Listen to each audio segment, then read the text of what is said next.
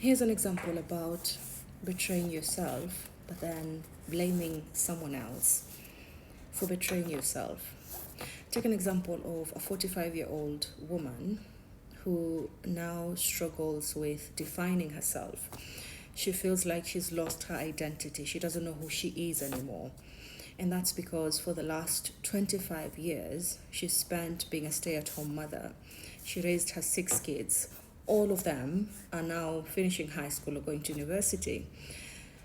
And when she initially decided to be a stay-at-home mother, the husband was very supportive of the idea.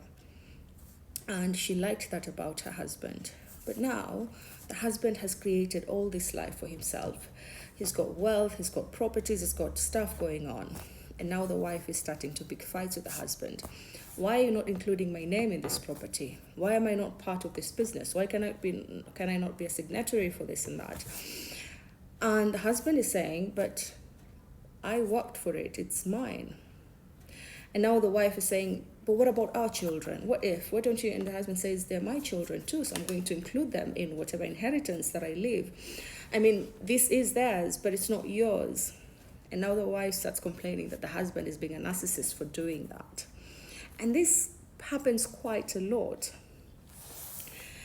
You continue probing and you realize that because the wife does not know what to do now, before she was very relevant in the house, everyone needed her. Yeah, I mean, a 10-year-old needed help with the homework, a 4-year-old wanted help with eating, sleeping, they're afraid.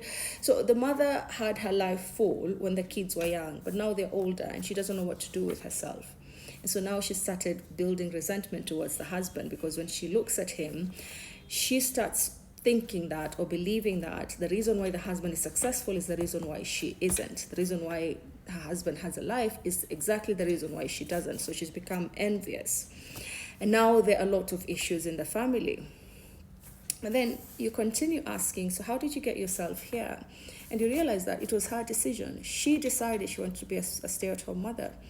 And by then, the husband supported her. But now she's claiming that the husband should have discouraged her from doing that, should have encouraged her to do something with her life. So you see, the wife is complaining that the husband is betraying her. But she betrayed herself. The reason why she's finding herself in a situation where she's lost her identity is because it's a consequence of a choice she made 25 years ago.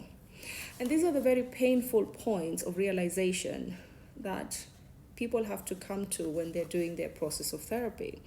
They're very painful because you don't want to acknowledge that the reason why your life has turned out the way it did is because of a choice that you made yourself happily a couple of years ago.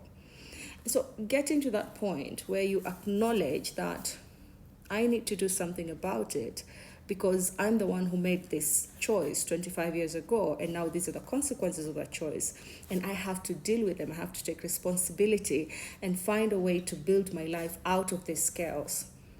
Then you start doing the work. But if you sit and you continue blaming your husband and calling him a narcissist and saying that he's this and that, things are unlikely to change.